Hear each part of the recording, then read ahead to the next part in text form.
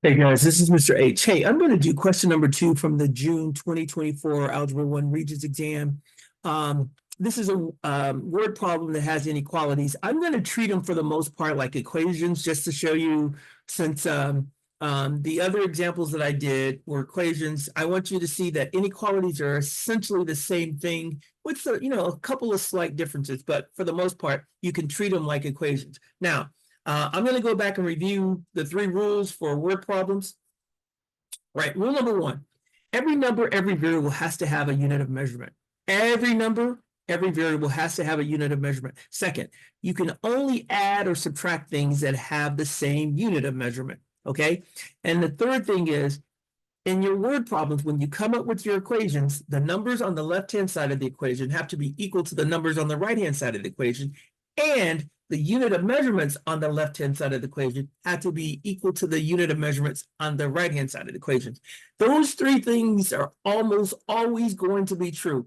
I wish I could say 100% of the time, but there's usually exceptions, but for the most part, that is the rule. So I'm going to show you that.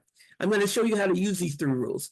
First thing we're going to do, okay, we got a tour bus. It can hold 48 passengers.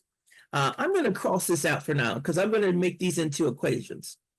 Okay, so we got a tour bus can hold 48 passengers. The adult tickets cost $18. The children's tickets cost $12. The bus has to make $650 in profits.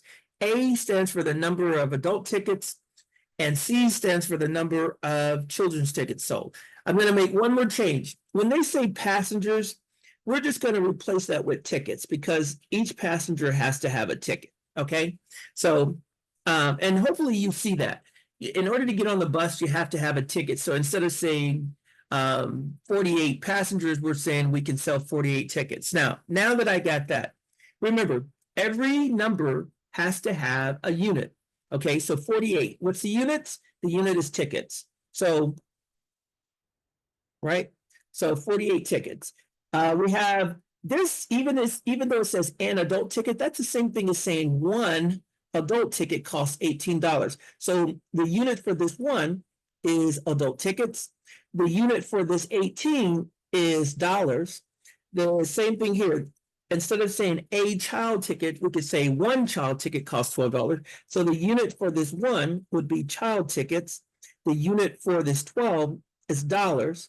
And then we're almost done. We got a couple more. 650. That's how much money we have to collect. $650. So that's going to be, boom, that's going to be $1. That's the units. And then over here, we said this variable A, what's the units for that variable? It's adult tickets. It's the number of adult tickets. What's the units for the C?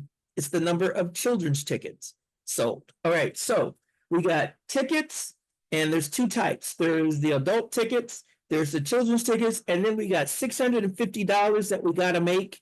And they're going to come from selling adult tickets, which cost $18, and then from children's tickets, which cost $12. Now that's going to be how we set up our equations. I'm making these equations, not inequalities. So in this case, our first equation is going to be the adult tickets plus the children's tickets has to be equal to 48 tickets.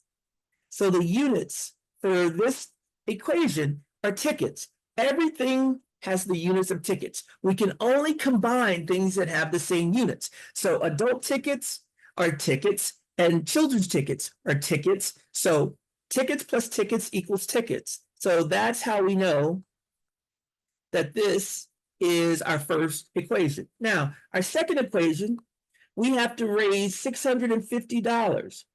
So that means on this side, we need dollars, right? So somehow we have to put the A and the dollars together because we need 2 equations in order to solve for 2 variables. So it's going to be, well, each adult ticket equals $18, right? So we can do $18 per adult ticket. That's the conversion. All right.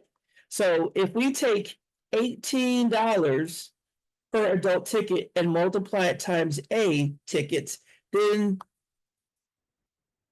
what happens is the tickets cancel out, and what we're left with is 18 times A times dollars. So the units for this is going to be dollars. The same thing is true for the children's tickets. We're going to multiply it times 12 times C. That's going to tell us the amount of money that we raised from selling children's tickets. So now we got the same units. So this is going to be dollars, this is going to be dollars, and then they total the dollars. So that's how you come up with the equations using your knowledge of units of measurement. And also you can only add things that have the same unit of measurement. So this checks, that's it. That is how that's how they came up with these two, or came up with the system. That's basically what they're doing. And that's what you guys should do. Now, when we solve this, because we're not solving it yet, we just set it up. This A plus C, guess what it has to equal to in order to make this work? It's got to be equal to 48. And also, this 650, it's got to be equal to 18A plus 12C. When we figure out what A and C are, when we total those up, it should be equal to 650, and this one should be equal to 48. That's how we know they're true. That's how we know that we've done this correctly. All right, so now that's it. That's how you break down word problems. You got to focus on the unit of measurements, and when you're adding things, they have to have the same unit of measurement. You can't do it unless they have the same unit of measurement. Now, I'm going to link at the end of this video to some of the other videos, Delta Math videos that I did that basically go through the same process and show you the same things, all right? But I'm going to stop now and I'm going to post this.